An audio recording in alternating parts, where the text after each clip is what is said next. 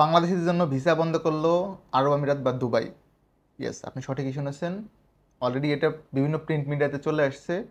ভিডিওটা শেষ অবধি দেখবেন, আই গেস ক্লিয়ার হবে যে এটা কি শুধুমাত্র ওয়ার্ক পারমিট ভিসা মানে এমপ্লয়মেন্ট ভিসা নাকি ট্যুরিস্ট ভিসা বা আদার্স ক্যাটাগরির ক্ষেত্রে।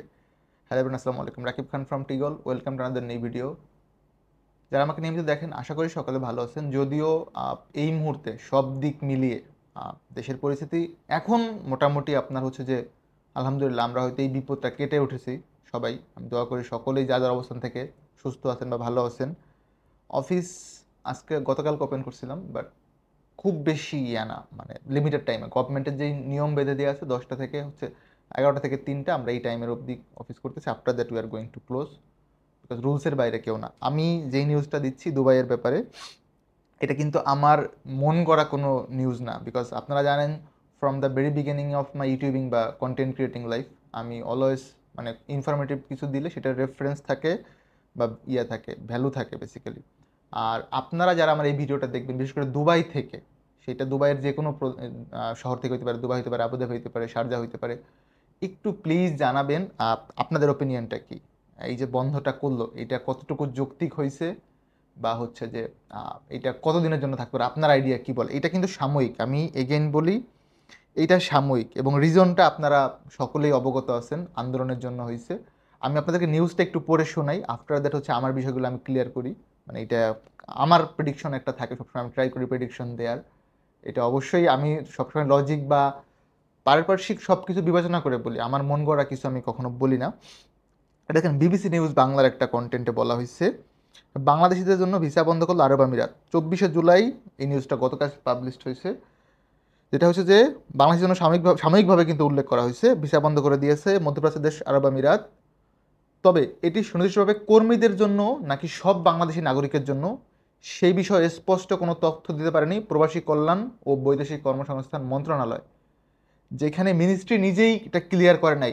আমি বা আরও 10 জনের পক্ষে কিন্তু এটা ক্লিয়ার করা পসিবল না যে এটা only for, is it applicable only for employment visa or for others people also. Like আমাদের দেশ থেকে কিন্তু আলহামদুলিল্লাহ অনেক লোক দুবাইতে ভ্রমণ ভিসায় যায়। তো সেই ক্ষেত্রে এটা কি শুধুমাত্র এমপ্লয়মেন্ট নাকি হচ্ছে যে আপনার ট্যুরিস্ট ভিসা বা আদার্স ফ্যামিলি ভিসা, ভিসার অনেক ক্যাটাগরি থাকে আপনারা সকলেই জানেন। সব জন্য কিনা এইটা এই মুহূর্তে বলা পসিবল না। তবে ইনশাল্লাহ ডেফিনেটলি আমি যখনই আপডেট পাবো অফিসিয়ালি বা অথেন্টিক সোর্স থেকে যে এটা শুধুমাত্র এমপ্লয়মেন্ট ভিসা বা এই ক্যাটাগরির জন্য, I will keep uploading content. So যেটা করতে হবে, প্লিজ যারা নিউ দেখতেছেন do subscribe my channel, and যদি ভালো লাগে লাইক কমেন্টস অ্যান্ড শেয়ার করতে ভুলবেন না। যদি ভালো লাগে প্লিজ শেয়ার করার রিকোয়েস্ট থাকবে। অ্যান্ড গাইজ যারা লাইক কমেন্টস করবেন তাদের জন্য একটা সুখবর আছে, we are going to give away an iPhone. আমরা একটা brand new iPhone give away করবো ইনশাল্লাহ বাই দিস ডিসেম্বর। আমাদের যখনই ফ্যামিলি মেম্বার্স এখন আছেন 46,946, এটা 1 লাখ হয়ে গেলে আমরা একটা আইফোন গিভ করে দিব। যারা সাবস্ক্রাইব করছেন আপনাদের প্রতি অনেক ভালোবাসা। দেখেন দেশের বিভিন্ন বিদেশি মাধ্যমে প্রকাশিত তথ্য অনুযায়ী কোটা সংস্কার আন্দোলনে ঘটে যাওয়া ঘটনাবলীর পরিপ্রেক্ষিতে গত শুক্রবার আরব আমিরাতের বিভিন্ন সড়কে বিক্ষোভ করেন প্রবাসী বাংলাদেশিরা। ওই বিক্ষোভের দায়ে সোমবার 57 জন বাংলাদেশিকে বিভিন্ন মেয়াদে কারাদণ্ড দিয়েছে ইউএই সরকার। এর পরের দিনই গতকাল বাংলাদেশের জন্য সাময়িকভাবে ভিসা বন্ধের ঘোষণা দিল দেশটি। এখানে 57 জনের মধ্যে 53 বাংলাদেশি 10 বছর করে এবং একজনের 11 বছর কারাদণ্ড দেওয়া হয়েছে, আর 3 জনের হয়েছে যাবজ্জীবন। আমি এগেন বলি, দেখেন প্রসঙ্গত আরব আমিরাতের বিক্ষোভের দায়ে কারাদণ্ড পাওয়া 57 বাংলাদেশের মধ্যে 3 জনকে যাবজ্জীবন কারাদণ্ড দেওয়া হয়েছে, 53 বাংলাদেশি 10 বছর করে এবং একজনের 11 বছর করে কারাদণ্ড দেওয়া হয়েছে। ও 3 জনের যাবজ্জীবনটা এখানে আমি দেখতে পাচ্ছি না, এটা সম্ভবত ভুল হয়েছে, আমি একটু আরেকবার চেক করে দেখতেছি। দেখেন এই যে কোটা নিয়ে যে আন্দোলনটা হয়েছে এবং 3 জনের যে যাবজ্জীবন একটা খবর পাইছিলাম, এটা আসলে কতটুকু অথেন্টিক সেটা আপনারা আমাকে একটু বলতে পারেন, যারা দুবাই বসে আছেন বা দুবাই থেকে এই ভিডিওটা দেখতেছেন। এটা আসলে ক্লিয়ার করতে হবে। এবং এইটা কিন্তু আপনার নিউজ আছে, হ্যাঁ, এই যে দেখেন পুরো সব কিছু এখানে উল্লেখ করা আছে এ টু জেড। আমি আপনাদেরকে এই নিউজটা একটু দেখানোর ট্রাই করবো through out screen. BBC news Bangla,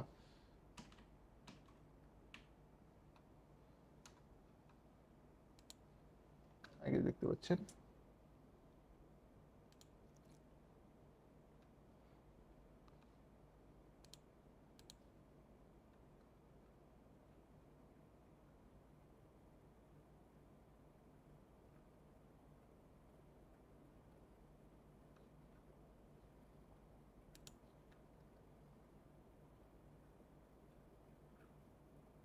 হ্যাঁ নিউজটা ছিল গতকাল, একটু সময় লাগবে পেতে। আচ্ছা আমার কাছে স্ক্রিনশট, আপনাদেরকে স্ক্রিনশটটা আমি দেখাচ্ছি। এটা হচ্ছে এই নিউজগুলো খুঁজে পেতে অনেক সময় লাগবে, আমি স্ক্রিনশট দিয়ে রেখেছিলাম। নাহলে বন্ধু ভাই নিউজ সোর্স কি, নিউজ সোর্সে অনেকেই হচ্ছে কোয়েশ্চেন অ্যারেজ করতে পারেন, যদিও যারা প্রিন্ট প্রিন্টা ঘাটাঘাটি করেন তারা দেখেন, এই যে দেখেন, বাংলাদেশের জন্য ভিসা বন্ধ করলো আরব আমিরাত, এখানে একদম স্পষ্ট উল্লেখ করা আছে। এই যে আমি পেয়ে গেছি, স্ক্রিনশট লাগবে না, আমি একদম পেয়ে গেছি, দেখেন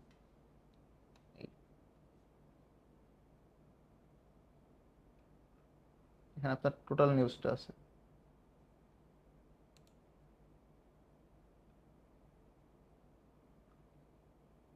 এ টু জেড।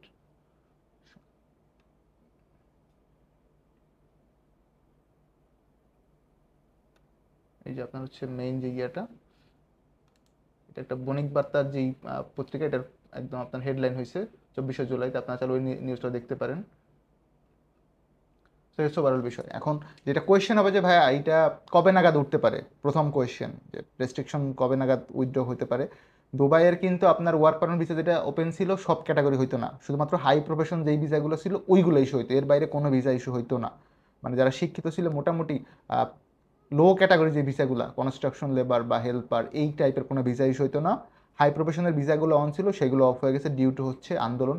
এখন এই আন্দোলনকে আপনি ভালো বলবেন না খারাপ বলবেন, এইটা আসলে টোটালি ডিপেন্ডস অন ইউ। প্রত্যেকেরই পয়েন্ট অফ ভিউ থাকে বলার। তো কেউ বলবেন এটা ভালো হয়েছে, কেউ বলবেন খারাপ হয়েছে, এইটা নিয়ে আমি আসলে কোনো মন্তব্য করতে চাই না, কজ হচ্ছে এই সব বিষয়ে কথা বলার কোনো অধিকার আমার না, আমি বলতেও চাচ্ছি না। এটা যার যার অবস্থান থেকে আপনি আপনি যেটা সাপোর্ট করেন সেটা করতে পারেন, এটা নিয়ে আমার বিন্দুমাত্র হচ্ছে ইয়ে নাই, মানে ওপিনিয়ন নাই। যার যার ব্যক্তিগত মতামতকে আমি সর্বদাই সম্মান করছি এবং অলওয়েজ করে দেবো ইনশাল্লাহ। যেটা মেইন মেসেজ, মোটামুটি সময় লাগবে একটু, যেহেতু একটা বিষয় সাডেন অফ করে দিছে, এইটার জন্য অ্যাপ্লিকেশন হবে বা আদার্স কথাবার্তা হবে, কূটনৈতিক অনেক বিষয় থাকে, দুই দেশের হাইকমিশন কাজ করবে। তবে আমি ব্যক্তিগতভাবে আশা করি বা দোয়া করি এটা যেন খুব শীঘ্রই আমাদের প্রবাসী বাংলাদেশি ভাইদের জন্য ওপেন করে দেওয়া হয়, যারা ভবিষ্যতে ওয়ার্ক পারমিট ভিসায় দুবাই যাবেন তাদের জন্য যেন ভিসাটা অন করে দেয়। এটা আমার ভিডিও যদি কেউ দেখে থাকে তাদের প্রতি রিকোয়েস্ট থাকবে, যদি ওই অথরিটির কেউ দেখে থাকেন।